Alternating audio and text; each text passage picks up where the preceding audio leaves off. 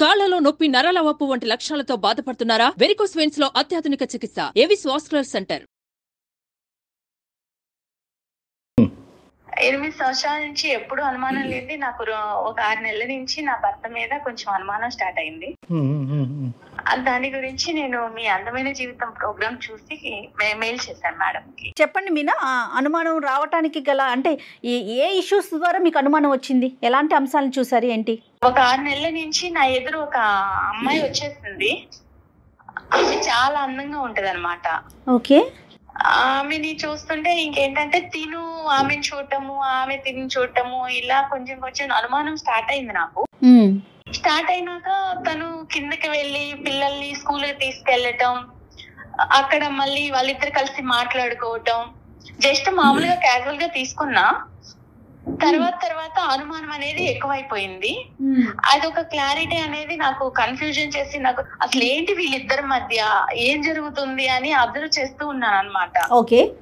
Observe చేయటము, వీళ్ళు కిందకెళ్ళి నవ్వుకోవటం, మాట్లాడటం, పిల్లల్ని బస్ ఎక్కించినాక మళ్ళీ కిందే టైం స్పెండ్ చేయటం, ఇలా జరుగుతూ ఉంది మేడం. ఓకే. అసలు నేను ఒక క్లారిటీకి రాలేకపోయాను.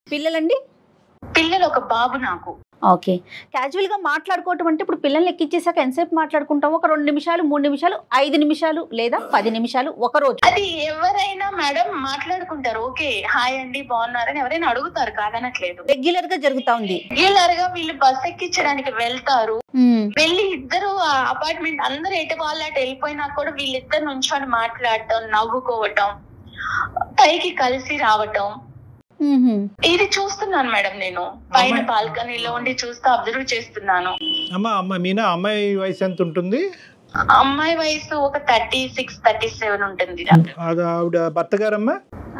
ఆమె భర్త వచ్చి అమెరికాలో ఉంటాడు. ఇది వచ్చి ఇక్కడ నుంచొని అపార్ట్మెంట్ లో ఉన్న వాళ్ళు ఎవరు దొరుకుతాడా ఏంటా అని చూసి నా భర్తే దొరికాడు దానికి. అయ్యా అయ్యో. ఆమెకి పిల్లలు ఉన్నారండి? పిల్లలు ఒక బాబు ఉన్నాడమ్మా. ఓకే. ఓకే. మీరు అంటే ఒకే అపార్ట్మెంట్స్ కదా, మాట్లాడుకోవటం, మీరు ఆవిడతో మాట్లాడటం కానీ ఇరుగు పొరుగు కదా, అట్లా ఏమన్నా ఉందా?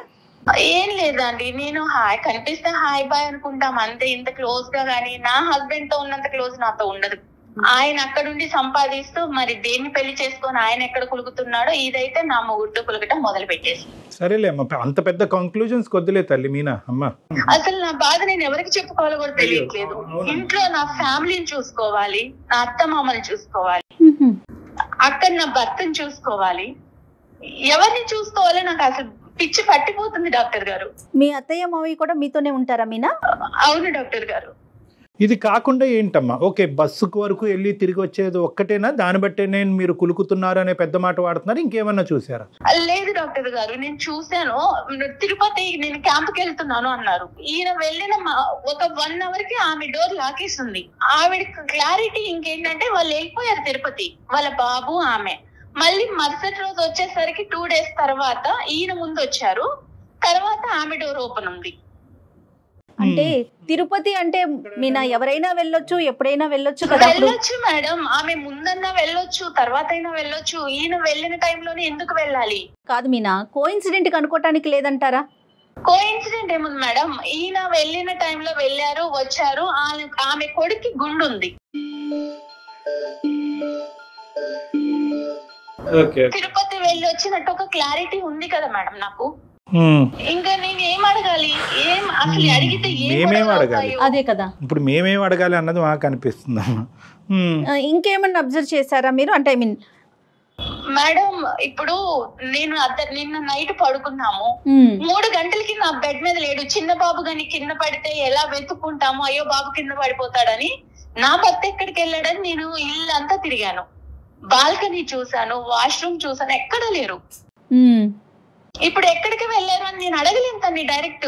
అదేంటమ్మా, ఎందుకు రాత్రి నిద్రలోంచి లేసానండి, మీరు పక్కన లేరు, బాబు దొల్లిపోతాడు అన్నది కూడా మీరు చూసుకోలేదు, ఎక్కడున్నారని ఒక మాట అడిగితే తప్పేముంది? తన మీద అనుమానం స్టార్ట్ అయిపోయినాక నేనేమన్నా అడిగితే ఇంకా నా మీద ఎక్కడ గొడవ పడేసి ఎక్కడ అల్లరి చేసుకొని మన పరువు ఎక్కడ పోయిద్దో, అత్తయ్య మామయ్య వాళ్ళు ఎక్కడ బాధపడతారో, నాకు పిచ్చి పడుతుంది డాక్టర్ గారు. అసలు పట్టట్లేదు. అవునమ్మా తల్లి, నీ ప్రాబ్లం నాకు అర్థం అవుతుంది. కానీ ఒక క్లారిటీ తెచ్చుకోకుండా నీ ఆరోగ్యం పాడవుతుంది, నీకు తల తిరుగుతుంది, తల బరువు అవుతుంది, నీకు పిచ్చి పట్టినట్టు అవుతుందని నువ్వు అంటున్నావు. ఇప్పుడు అనుమానం అనేటటువంటి క్లారిటీ నేను తన విషయాన్ని డైరెక్ట్ అడగలేకపోతున్నాను డాక్టర్ గారు, అందుకే నేను మీ వరకు వచ్చాను. అడగటం వేరు, గొడవ పెట్టుకోవటం వేరు. చాలామంది ఏమనుకుంటారు అంటే కనుక, అరే బహుశా నేను అడిగితే కనుక అతను ఇంకా అవమానం ఫీల్ అయ్యి నా మీద ఏమైనా తెచ్చుకుని గొడవలు. అలా కాదు, ప్రతి చోట ఏంటంటే సైకలాజికల్ మైండెడ్నెస్ అని అంటూ ఉంటాం. ఆడవాళ్ళందరికీ చెప్పేది ఏంటంటే మైండెడ్నెస్ అంటే ఇది ఖచ్చితంగా నిజం అనే ఉద్దేశంతో మీరు అడిగితే ఖచ్చితంగా అక్కడ గొడవ అవుతుంది.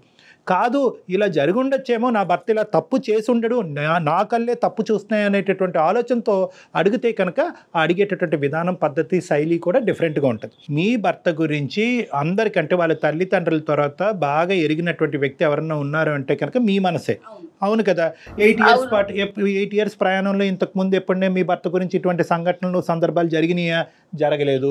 ఎప్పుడు అనుమానం పడేటటువంటి భార్య స్థానంలో మీరు ఉన్నారా? కాదు. మరి అలాంటప్పుడు ఈ ఒక్కసారి మీకు ఇలా అనిపించిందండి, నా కళ్ళు తప్పు చూసినాయా, నా చెవులు తప్పు విన్నాయా అనేటటువంటిది మీరు తప్పుగా ఆలోచించారు అనే విధంగా అడిగితే కనుక ఏ గొడవ ఉండదు. అంటే మీరు చేయలేకపోతున్నారు, మాకు ఫోన్ చేశారు, అది వేరే విషయం. మీ తరపున మేము మీతో మాట్లాడటానికి రెడీగానే ఉన్నాం. కానీ సహజంగా ఎవరైనా ఆడవాళ్ళు ఉంటే కనుక ప్రతి సందర్భంలో సుమన్ టీవీ లాంటి ఒక ప్లాట్ఫామ్ దొరుకుతుంది, వాళ్ళ ద్వారా అడిగిద్దాము, వాళ్ళ ద్వారా తెలుసుకుందాం అనేది కాకుండానే అడిగేటటువంటి శైలి, విధానం ప్రేమపూరితంతో నిండి ఉంటే కనుక అది తప్పుగా భావించే అవకాశం లేదు అని నా భావం. అది ఈ మధ్య ఏమన్నా అడిగితే విసుకుంటున్నాడు, ప్రతి చిన్న విషయానికి చిరాకు పడుతున్నాడు, నాకు పిచ్చి పడుతుంది, ఏడుపు వస్తుంది, ఏం చేయాలో తెలియట్లేదు. ఒకటైతే నిజం కదా తల్లి, అంటే ఖచ్చితంగా ఒక ట్రాన్సిషన్, ఒక చేంజ్ అయితే మీ భర్తలో మీకు కనిపించింది, వచ్చింది, ఖచ్చితంగా వచ్చింది. నాకైతే ఒక తనని అడగాలని ఉంది డాక్టర్ గారు, నా తల బద్దలైపోతుంది అసలు. నాకు అసలు తనని అడిగితే ఎక్కడ ఇష్యూస్ అయ్యి ఎక్కడ గొడవలు అవుతాయో, నేను ఇంత ప్రేమించాను తిన్ని. బహుశా ఇది అబద్ధమే అవ్వాలని మీ అందరం కోరుకుంటున్నాం. మీ అత్తమామలకి ఏమైనా తెలుసమ్మా? తెలీదు డాక్టర్, నేను ఎవరికి చెప్పలేదు. మన ఇంట్లో లేకుండా, బాల్కనీలో లేకుండా, నువ్వు కిచెన్ లో లేకుండా ఎక్కడికి వెళ్ళావు అని ఒక్క మాట అడగలేక నాలో నేను సతమతం అయిపోయి నాకు అసలు ఎవరికి చెప్పాలో తెలియట్లేదు. నేను ఎంత బాధపడుతున్నానంటే డాక్టర్ గారు, నాకు ఏ పని చేయాలనిపించట్లేదు. ఇప్పుడు నువ్వు ఓకే కదమ్మా, అంటే మా ద్వారా నువ్వు క్లారిటీ తీసుకోవటం అనేది రేపొద్దున మీ ఇద్దరి మధ్య, అంటే మేము యూజువల్గా చాలా సెన్సిటివ్గా మాట్లాడతాం ఇలాంటి ఇష్యూస్. నాకు ఉండేటటువంటి ఎక్స్పీరియన్స్తో కొద్దిగా బ్యాలెన్స్డ్గానే మాట్లాడతాం. బట్ యు ఆర్ 110% కాన్ఫిడెంట్ కదమ్మా మేము ఈ ప్లాట్ఫామ్ ఆ విధంగా వాడుకోవచ్చు అని? వాడుకోవచ్చు డాక్టర్. ఓకే. తర్వాత ఇంకో లాస్ట్ క్వశ్చన్ అమ్మా, ఇది కొద్దిగా sensitive and private issue. Physical intimacy ఎలా ఉందమ్మా మీ ఇద్దరి మధ్యన? అది తగ్గిందా? తగ్గిందండి. తను ఇప్పుడు ఇదివరకు ఉన్నంత ప్రేమ లేదు నాకు. మరి ఒకసారి మాట్లాడదామా మీనా? నిజాల్లాగే అనిపిస్తుందమ్మా, కానీ అబద్ధాలు అవ్వాలి అని కోరుకుంటున్నాను. ఒకసారి కలుపుదామమ్మా. లైన్ కలుపుతారండి మీరు ఆయనతో? కలుపుతాను డాక్టర్. కాన్ఫిడెన్స్ లోకి తీసుకుంటారు. మీరు మాట్లాడే వ్యక్తి మీ కాల్ ని హోల్డ్ లో పెట్టారు, ఆయన్ని కనెక్ట్. అయితే రీజన్స్ చాలా తక్కువ అనిపిస్తున్నాయి కళ్యాణ్ గారు నాకైతే. జస్ట్ కింద మాట్లాడుకోవటం సరే, నైట్ మిస్ అవటం అనేది మీరు నిజంగా ఆలోచించాలి. హలో హలో, ఏమండి ఆఫీస్ లో ఉన్నారా? చెప్పు. నేను మిమ్మల్ని ఒకటి అడగాలనుకుంటున్నానండి. అదేదో ఇంటికి వచ్చాక అడగచ్చుగా. ఆఫీస్ లో ఉన్నారు, ఫ్రీగానే ఉన్నారని ఈ టైంలో కాల్ చేస్తాను మీకు. నేను ఏం అడగాలి? మీరు రాత్రి ఎక్కడికి వెళ్ళారు? రాత్రి 3 గంటలకి నా పక్కన లేరు. టీ తాగడానికి వెళ్ళా. ఆ టైంలో టీ తాగడానికి వెళ్ళటం ఏంటండి? చిన్న ప్రెజర్స్ ఉండి నిద్ర పట్టక టీ తాగి వచ్చి పడుకుందాం అని చెప్పి. నన్ను లేపితే నేను పెట్టిస్తాను కదా మీకు టీ. అరే అలా కాదమ్మా, నువ్వు రోజంతా పని చేసి అలిసిపోయి ఉంటున్నావు, మళ్ళీ నీకు రాత్రి లేపి టీ పెట్టమని అనడం లేదు. నేను ఇంట్లో టీ పెట్టుకుంటే మళ్ళీ నీకేదైనా డిస్టర్బెన్స్ అవి నీ నిద్ర పోవద్దని చెప్పలేదు. నెత్తిని కూర్చోబెట్టుకొని నన్ను కాలి కింద వేసి తొక్కారండి మీనా.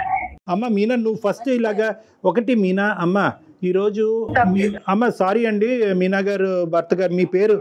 హలో మీనా గారు, మీరు ఒక మాట చెప్పాలి కదా ఆయనకి, మేము లైన్ లో ఉన్నామనేసి ఒక మాట చెప్పండి మీ హస్బెండ్ తోను. నేను మిమ్మల్ని డైరెక్ట్ ఏమీ అడగలేక నేను డాక్టర్ ద్వారా వెళ్ళాను ఇప్పుడు అడగటానికి. చెప్పాలి కదా తల్లి. అంటే మన సంసారాన్ని అందరికీ తెలిసేలా చేస్తావా? అయ్యో అలా భావించొద్దండి. మేడం వింటున్నారా ఎలా మాట్లాడారు? అది కాదు కదమ్మా మీనా, ఇది చాలా సెన్సిటివ్ ఇష్యూ మీనా. మనం మన తరపున అతన్ని సర్ప్రైజ్ చేసాం ఇక్కడ, కాబట్టి ఫస్ట్ మా తరపున ఆవిడ తరపున మా అపాలజీస్ అండి. అంటే ఆవిడ చాలా బాగా స్ట్రెస్లో ఉంది, ఆవిడ ఏం చేస్తున్నారో కూడా ఆవిడకి తెలియట్లేదు. చాలా రోజులు బట్టి ఒక చేదు అనుభవాల్ని కొన్ని ఆవిడ దిగమింగుకుంటుంది, అడగలేక కక్కలేక సతమతం అవుతుంది. మా హెల్ప్ తీసుకుని మా ద్వారా ఆవిడ మనసులో ఉండేటటువంటి 2-3 ప్రశ్నలు మిమ్మల్ని అడగాలి అని అనుకుంది. సరే, ఆమె ప్రాబ్లం ఏంటో అడగండి డాక్టర్ గారు, మీ ద్వారానే క్లారిఫై చేయండి. అడగనియండి, ఆవిడని అడగనియండి, మేము బ్యాక్గ్రౌండ్ లో ఉంటాం, ఆవిడని అడగనియండి. ఏమండి, రాత్రి మీరు 3 గంటలప్పుడు ఎక్కడికి వెళ్ళారు? నేను టీ తాగడానికి వెళ్ళాను. టీ తాగడానికి బయటికి ఎందుకు వెళ్ళాలి? నేను ఉన్నా కదా పక్కన, నన్ను లేపితే నేను పెట్టిస్తాను కదా మీకు. నేను ఇంతకు ముందు చెప్పా, మళ్ళీ చెప్తున్నానమ్మా, నిన్ను రాత్రి అంతా నాకు నిద్ర లేదు, నాకు టీ తాగితే నిద్ర వస్తుంది అనిపించింది. కాకపోతే నువ్వు డే అంతా పని చేసి ఉంటావు, మళ్ళీ నిన్ను నిద్ర లేకపోవడం ఎందుకు? ఒకవేళ నేను పెట్టుకున్నా సరే నీకు ఏదైనా డిస్టర్బెన్స్ వస్తుందని బయటికి వెళ్ళి తాగొచ్చాను. అంటే ఎదురించి 204 కి టీ తాగడానికి వెళ్ళారా మీరు? 204 ఏంటి? నాకు అన్ని తెలుసండి. 204 కి ఎందుకు వెళ్తున్నారో తెలుసు. 204 సిక్కులాడుంది, ఆ తప్పులాడుంది, దాంతో మీరు మాట్లాడటం చూశాను. కింద మీరిద్దరు ఇటకలు పక్కపక్కలు చూశాను.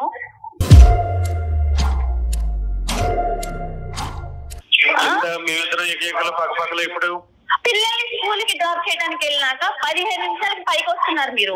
మొత్తం అడిగేస్తున్నారు. చెప్పండి సార్. సార్, మా బాబుని నేను బస్ ఎక్కించడానికి తీసుకెళ్తాను సార్. అవునండి, తప్పలేదు. అట్ ద సేమ్ టైం ఎవరో వస్తారు వాళ్ళ పిల్లల్ని ఎక్కించడానికి, వాళ్ళకి నాకు సంబంధం ఏంటంటే ఎలా డాక్టర్? డాక్టర్ గారు, ఇప్పుడు అందరూ చాలా మంది వెళ్తారు, ఎటు వాళ్ళకి పిల్లల్ని తీసుకొని బస్ ఎక్కించేసి వెళ్ళిపోతారు, వీళ్ళిద్దరే ఉంటారండి డాక్టర్ గారి కింద. అరే, ఒక కమ్యూనిటీలో ఉండేవాళ్ళు హాయ్ బాయ్ కామన్ గా మాట్లాడుకుంటారు. అవునండి, కమ్యూనిటీలో ఉంటే చాలా మంది మగవాళ్ళు ఉంటారు కదా, ఆవిడతోటి ఎందుకు మాట్లాడాలి మీరు? అతని భావాన్ని చెప్పనివ్వండి, నెంబర్ 1. నెంబర్ 2 ఏంటంటే, మీకు మోస్ట్గా అంటే చాలా క్లోజ్గా ఈ పరిస్థితిని నేను చూడటం వల్ల వాళ్ళిద్దరి మధ్యన సంబంధం ఉంది అనేటటువంటి ఇష్యూ మీ మనసులో ఏదైనా ఉంటే మీ నగర్ అది స్ట్రైట్ ఫార్వర్డ్గా అడగండి. ఇలాంటిదే కాదు డాక్టర్ గారు, ఈయన తిరుపతి వెళ్తున్నాను క్యాంపు అని చెప్పినప్పుడు ఈయన వెళ్ళిన గంట కల్లా ఆవిడ వెళ్ళారు. నువ్వు చూసావా? నేను చూసాను. ఎదురింటి లాక్ ఉంది, ఫస్ట్ లాక్ తీసుంది, తర్వాత లాక్ వేసింది. అరే, ఎవరింటికి తలుపేసుకున్నా నన్నే అనుమానిస్తారా? నాకు అనుమానించడం కాదండి, మిమ్మల్ని మళ్ళీ 2 డేస్ బ్యాక్ తర్వాత వచ్చాక మీరు వచ్చిన 1 అవర్ కి ఆవిడ వచ్చారు. అంటే నేను వచ్చిన 1 అవర్ కి వస్తే మళ్ళీ అవునండి, వాళ్ళ బాబుకి గుండుంది, వాళ్ళు కూడా తిరుపతి వచ్చారని క్లారిటీ ఉంది నాకు. అయ్యో డాక్టర్ గారు, క్లారిటీ ఉంది నాకు, వాళ్ళు తిరుపతి వెళ్ళారు అనని. మమ్మల్ని తీసుకెళ్ళమంటే వెళ్ళలేదు, భార్య భర్తలాగా వెళ్ళి వాళ్ళ బాబుని వేసుకొని తిరుపతి వెళ్ళొచ్చారు. డాక్టర్ గారు, నేను వెళ్ళింది తిరుపతి వెళ్ళిన మాట వాస్తవం. నేను ఆఫీస్ పని మీద వెళ్ళా అంతే తప్ప ఆమె నేను తిరుపతి తీసుకెళ్ళడం ఏంటి డాక్టర్ గారు? ఆవిడ ఉద్దేశంలో ఏంటంటే 2 things, ఓన్లీ 2 things. ఇప్పటి వరకు మా భర్త మీద నాకు 210% గ్యారంటీ ఉందండి, నమ్మకం ఉందండి. ఇంత అభిమానంగా, ఇంత ఆప్యాయతగా, కుటుంబం ఆఫీస్ తప్ప ఇంకో ప్రపంచం తెలియనటువంటి భర్తతో నేను ఎంతో అదృష్టవంతురాలనండి. కానీ ఈ డౌట్ ఏదైతే ఉందో, అంటే దీన్ని కూడా మనం ఎప్రిషియేట్ చేయాలి. ఈ డౌట్ అనేటటువంటిది ఒక అనుమానమైనటువంటి భార్య జీవితాంతం 8 సంవత్సరాలు బట్టి నన్ను అనుమానంతో చంపేస్తుంది అనేటటువంటి భార్య దగ్గర నుంచి రావట్లేదండి. నాకు పిచ్చి పడుతుంది డాక్టర్ గారు, ఇంత ప్రేమగా. సరే ఉండమ్మా, డాక్టర్ గారు మాట్లాడుతున్నారు కదా. రమేష్ గారు, ఇక్కడ ఏంటంటే ఇప్పటి వరకు జరిగినటువంటి సంఘటన, ఇప్పటి వరకు చూడనటువంటి పరిస్థితులు ఆవిడ చూసింది కాబట్టి ఆవిడ జీర్ణించుకోలేకపోతుంది. అనుక్షణం మీరు ఎక్కడుంటారు, ఏమవుతున్నారు, పక్కలో పడుకున్నారా లేదా, ఇదే ఇన్వెస్టిగేటివ్ డిపార్ట్మెంట్లోకి ఆవిడ కంప్లీట్గా వెళ్ళిపోయింది.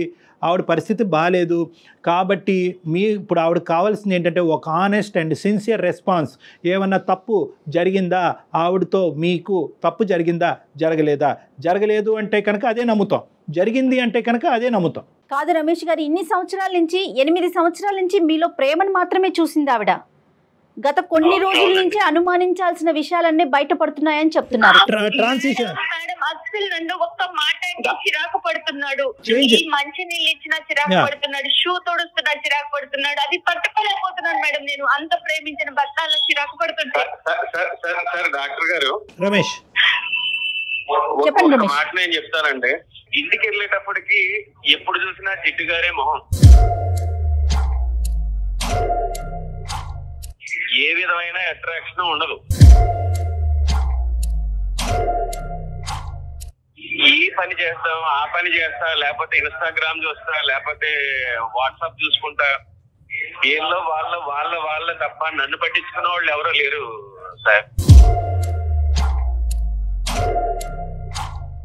మనం రోడ్డు మీద మనల్ని ఇంట్లో పట్టించుకున్నప్పుడు బయట కొంతమంది విధాలుగా అట్రాక్ట్ చేస్తూ ఉంటారు. అట్రాక్ట్ చేసేటప్పుడు మనం మగవాళ్ళం కాబట్టి అట్రాక్ట్ అవుతూ ఉంటాం. అవ్వకుండా చూసుకోవాల్సిన బాధ్యత ఇంట్లో భార్యదే కదా సార్.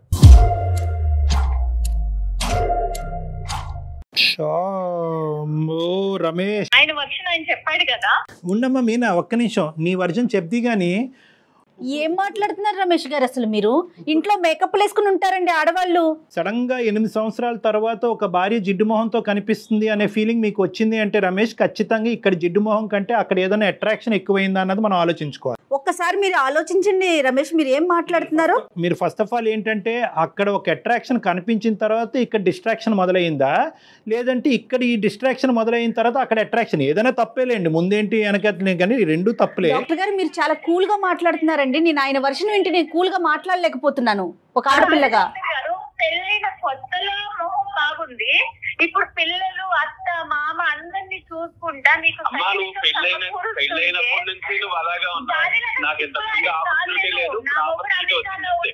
నా మొగుడు అమెరికాలో ఉంటే నేను కూడా దానిలాగే చిప్పులా చిచి అలా మాట్లాడకండి మీనా, అలా మాట్లాడకండి.